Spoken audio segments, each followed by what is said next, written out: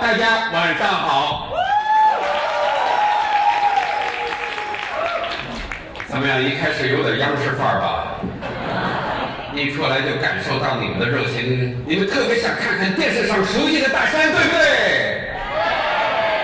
回家看电视去吧。啊，来这里就是看一种现场，是吧？这是一种现场表演，跟中央电视台不太一样。我对台词的时候，后台排练，只要我露出半句那种央视风格、央视主持人那种风格，我就扇自己嘴巴子，马上就改过来了。因为我现在很清楚，这个不一样了，是吧？这环境就不一样。我们不是在中央电视台的演播室，我们是在麻雀瓦舍。那么这里是高朋满座，我们今天晚上在这里欢聚一堂。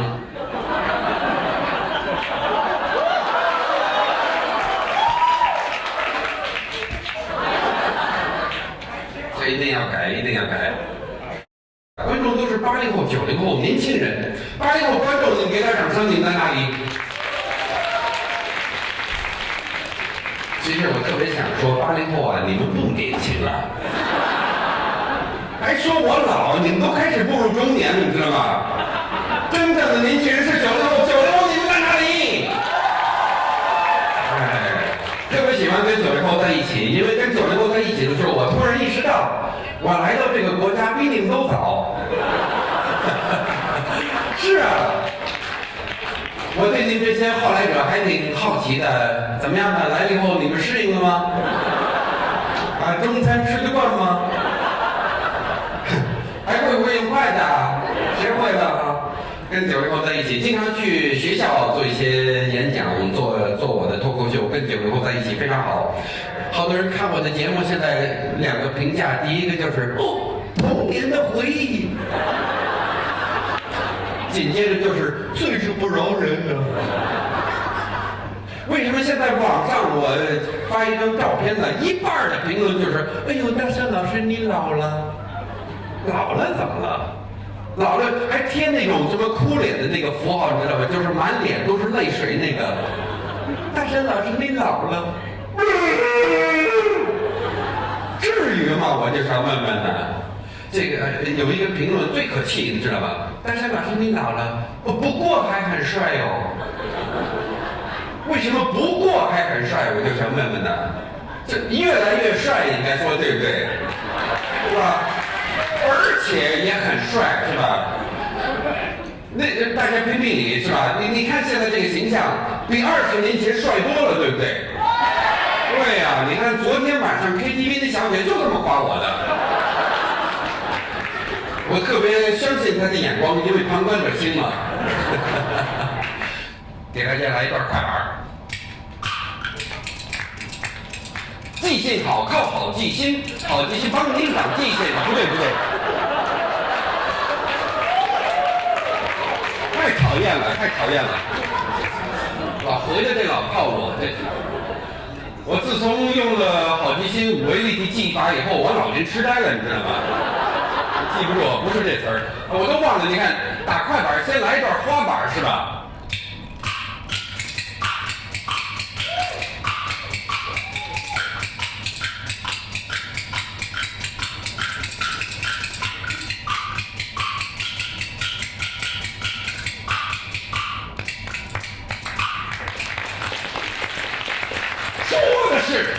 在那1953年，美丽的河滩阴谋被揭穿。不对，也不是。这你又串了，我一想起来，这在场的也不少美国朋友，是吧？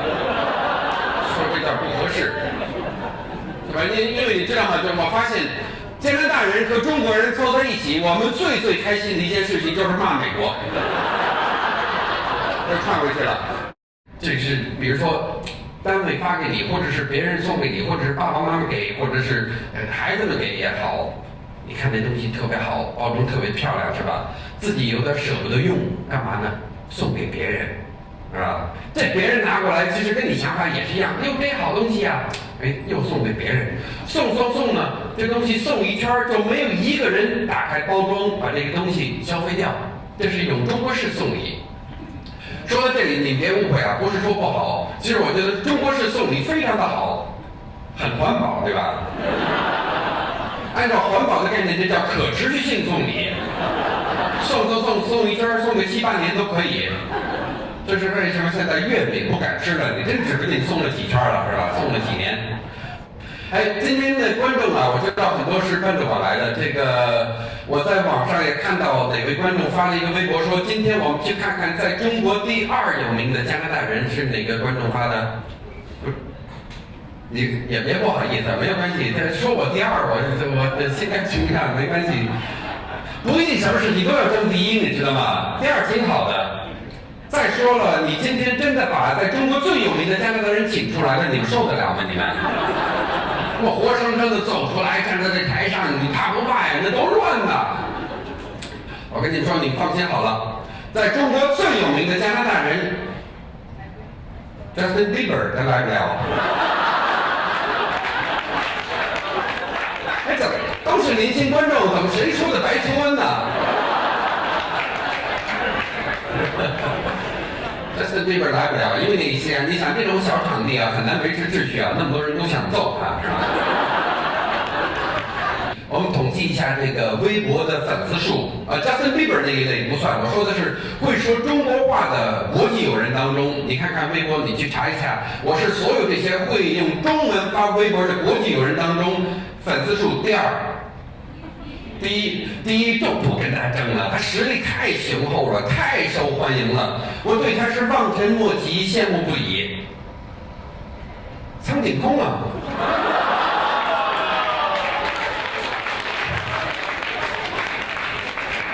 说明今天的观众还是很纯洁的。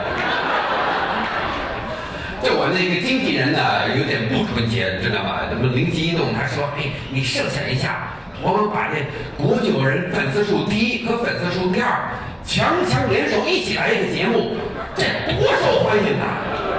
我说没有这市场上没有人想看这样的节目，对不对？还真想。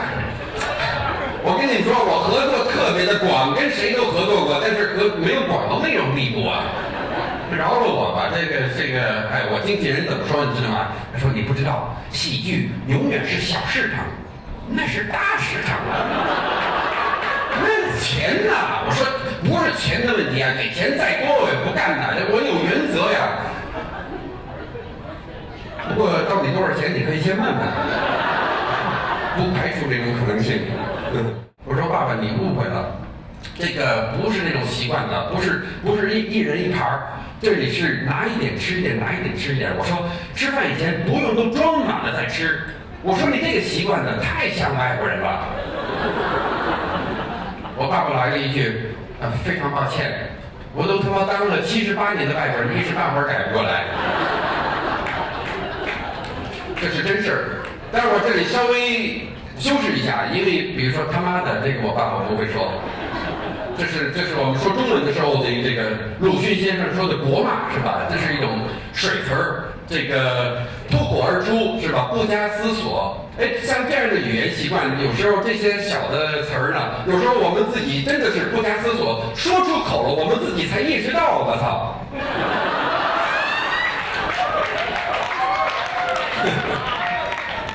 我刚才说什么了？没有知名度，你想。那很自然的是吧？我在美国没有知名度，因为我是靠中央电视台出的名，是吧？美国人不看中央电视台啊，现在中国人都不看中央电视台了，你还要求他们看呢？这有点过分了哈。姚明特别好认，对吧？因为他比别的运动员都高那么1.5米，是吧？你别看这些奥运的运动员呐，有的真的挂着金牌、银牌、奥运冠军是吧？但是见到姚明，其实也是跟那小粉丝一样啊，一直追到后面，能不能跟你合个影啊？哎呦，挺同情他。其实我也特别想跟他合个影，是吧？那么难得的机会，一定要跟他合个影。可是，哎呀，我一想，其实类似这种情况，我会挺烦的，是吧？最后一次。并不是最后一天就好好享受这个节目，别把注意力放在我身上，是吧？节目完了以后，我们再去合影。我想他肯定是这么想的。你说去跟他拍照吗？去跟他合个影，我还是很自觉的转过身看看节目，以后再找机会吧。结果你想怎么着？过了几分钟，有一个人敲了敲我的肩膀，我回头一看，这是肚子。我再往上看，哎呦，姚明！这时候呢，满脸的笑容，手里拿着照相机，非常礼貌的来了一句：“我能不能跟你合个影？”多好！你们能想象我当时的心里这个高兴啊，对我的这份肯定啊，我真的，但是我说不出口，知道吗？我脑子先想到的是美国 NBC 电视台和 Matt Lauer 主持人，我真的恨不得想立刻跑回去跟他说：“哎妈，刚才那个问题你能不能再问一下啊？你再问一下，你想知道我在中国的知名度是吧？你再问啊！我反过来就要问你这个。”打篮球的姚明，你听说过吗？哈，那谁没听说过大名鼎鼎的姚明啊 ？Well, let me tell you， 姚明找我合影啊，你想想。这个还真不是瞎编，你别以为我们脱口秀演员说的都是瞎编。我有照片为证，我们看看下面这个照片，就这么合影呢。还是再看下一个吧，看看全的，看看全的。